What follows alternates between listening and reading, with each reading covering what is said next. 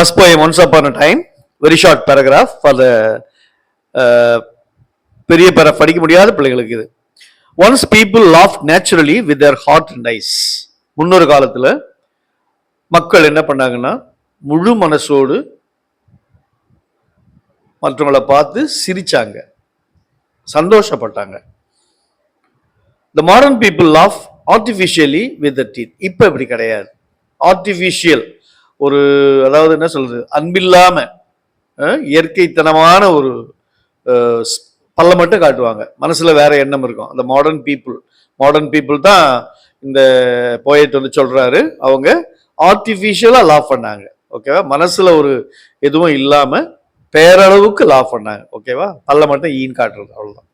The poet has also learned to behave like others.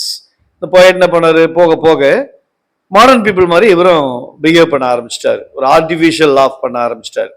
He regrets for the changes in his behavior. பிறகு வந்து வருத்தப்படுறாரு, நம்ம உண்மையா மற்றவங்களை நேசிக்காம, மற்றவங்களுக்கு சிரிக்காம, நம்ம வந்து மாடர்ன் பீப்புள் மாதிரி வந்து போலித்தனமா இருக்குமே அப்படின்னு சொல்லி ரெக்ரெட்ஸ், வருத்தப்பட்டார்.